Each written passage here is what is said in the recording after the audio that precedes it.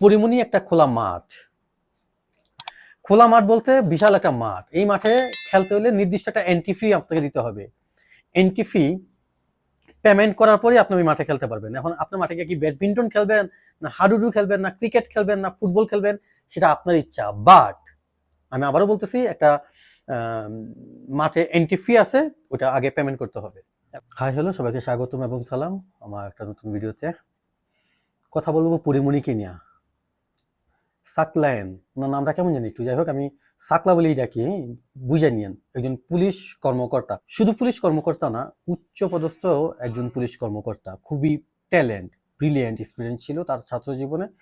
I think উনি যেই পদে আছে বিসিএস ক্যাডার হয়েই উনি এই পদে আসছে। তা মানে এক কথা বলতে পারি খুব ব্রিলিয়েন্ট একটা স্টুডেন্ট, খুবই ব্রিলিয়েন্ট। তো সে পরিমণি ইস্যুতে ফাইসা গেছে। সে তার সে চাকরিচ্যুত হয়েছে, তার চাকরিটা চলে গেছে। এতদিন তো বদলির মধ্যেই ছিল। পরিমণির ওই যে ক্লাবের যেই ঘটনাকে নিয়ে মামলা হয়েছিল, নাসির বাই নাকি ওনার নাম, নাসির মাহমুদ, ওনাকে ফাঁসাইছে, ভাঙচুর করছে মদের বোতল নিয়ে।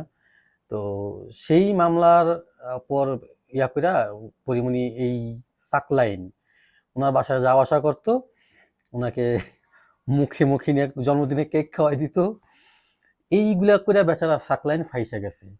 একটা বাবা মার স্বপ্ন কি জানেন? তার সন্তান বড় হবে, লেখাপড়া করতেছে, লেখাপড়া করাচ্ছে। এই যে সাকলা, ওনাকে লেখাপড়া করাতে যায় ওনার বাবা কতটুকু গামছে, কতটুকু তার শখ আল্লাহ, তার ইচ্ছেগুলা মাটি চাপা দিছে, তার মা, অন্যান্য সদস্যরা, এটা তারাই বলতে পারবে, আপনারা আমি বলতে পারবো না। আর সে কিনা পরিমণি ইস্যুতে এখন চাকরিচ্যুত হয়েছে, চাকরি চলে গেছে। তো লুচ্চামির একটা লেভেল থাকে। আমি সবসময় একটা কথা বলি, পরিমণি হলেও আমাদের বাংলাদেশের সবার চোখের খিদা, জাস্ট এতটুকুই। হ্যাঁ, দেখছে একটু আফসোস করতেছে, সেই এই জিনিসটা এতটুকুই। আসলে মূলত এখানে আহামরি কিচ্ছু নাই। আপনার বাসায় আপনার সুন্দরী বউ আছে, এটা অনেক আছে, অনেক। আমি খারাপভাবে নিয়ে আমার কথাগুলো, সরি এই জন্য।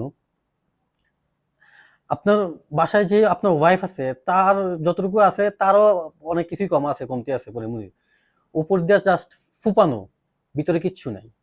আমি কথাগুলা একটু অন্যভাবে বলতেছি, রাগ করবেন না। তো তাকে নিয়ে আসলে এত আহামরি এত কিছু নাই। এই ক্যাটাগরি বা এই জগতের মেয়েগুলা এমনই, কিচ্ছু থাকে না ভিতরে, উপরেই দেখতে খুব সুন্দর। বাংলাদেশের অনেক অধিকাংশ মেয়ে এখন। তো এটা নিয়ে আফসোস করার কিচ্ছু নাই। প্রত্যেকটা মানুষের জীবনে সুন্দর একটা নারী আছে, এটা তার চোখেই সুন্দর। হ্যাঁ, ওটাই এনাফ আমি মনে করি। তো এই নারী গঠিত ইস্যুতে বেটায় চাকরিচ্যুত হয়েছে বেচারা। বেচারা কেন বলতেছি, বাট পরিমণি কিচ্ছু হয়নি, হবেও না। পরিমণি এরা হলো বিগ বাজেটের ম্যাগি নুডলস, বিগ বাজেটের। এদের কিছু হওয়ার সম্ভাবনা নাই। ওনার কেস যে লাগবো, ওনার উকিল যে হইব, ওনার মামলা যে লড়ব, সবাই ওনার কাছে। আর কি বলবো, আচ্ছা আমি আরেকটা জিনিস অন্যভাবে বুঝাই। হ্যাঁ, পরিমণি একটা খোলা মাঠ বলতে বিশাল একটা মাঠ। এই মাঠে খেলতে হলে নির্দিষ্ট একটা এন্ট্রি ফি আপনাকে দিতে হবে। এন্ট্রি ফি পেমেন্ট করার পরে আপনি ওই মাঠে খেলতে পারবেন। এখন আপনার মাঠে গিয়ে কি ব্যাডমিন্টন খেলবেন, না হাডুডু খেলবেন, না ক্রিকেট খেলবেন, না ফুটবল খেলবেন, সেটা আপনার ইচ্ছা। বাট আমি আবারও বলতেছি, একটা মাঠে এন্ট্রি ফি আছে, ওটা আগে পেমেন্ট করতে হবে।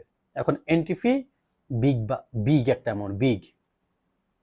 এটা আমি জানি না, আমার জানার প্রয়োজনও নাই। সো বুঝতে পারছেন কে এই পরিমণি? পরিমণির এই নায়িকা তো একজন নায়িকা। তার একটা ছবি দেখান যে ছবিটা খুব হিট হয়েছে, সুপার ডুপার হিট হয়েছে, খুব ব্যবসা সফল একটা ছবি দেখান, কোথেকে সে এত টাকার মালিক হয়েছে, কিভাবে কি? এখন এই এই ব্যাপারগুলো আমি বইলা যে পরিমণিকে খারাপ বলতেছি তাও না, বেচারিও এইগুলা শিকার। এই বেচারি যারই ধরে সেই ধোকা দেয়, খেয়ে দেওয়া জায়গা। যারই ফ্রি, মানে ফ্রিতে মাঠে এন্ট্রি করায়, তার মাঠে সেই শালায় ফ্রি পেয়া খাইয়া খুইয়া আসলে পুছলিয়া জায়গা, নাক মুখ মুইছা শেষ। সমস্যা তো এইখানেই, তাই না? মেইন সমস্যাটা এখানে। এখন বেচারি হয়তো বা প্রত্যেকটা মানুষের জীবনে কিন্তু একটা ব্যক্তিগত কিছু কষ্ট থাকে, তারও কষ্ট আছে।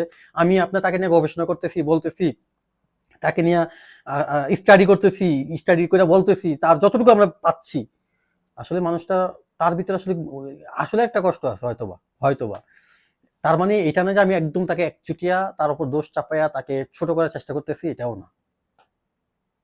কিন্তু যতই যাই হোক পরিমণির কিছু হবে না। ইভেন এখানে আরেকটা বলা হয়েছে, যদি পরিমণি সাকলাইনের পক্ষে সাপোর্ট দেয় বা কথা বলে, তাহলে তার অথবা সাজাটা মকুফ হবে। তার চাকরি যেটা চলে গেছে সেটা ফিরে আসবে না, কিন্তু তার নামে যে ইয়াটা আছে, অপরাধটা বা যে মামলাটা, আমি জানি না মামলা হয়েছে কিনা, সেটা থেকে সে মকুফ পাবে, মাফ পাবে হয়তোবা। সো এটাই বাংলাদেশের ওয়ান অনলি নায়িকা, hot, super duper bumper body fitness নায়িকা পরিমণি।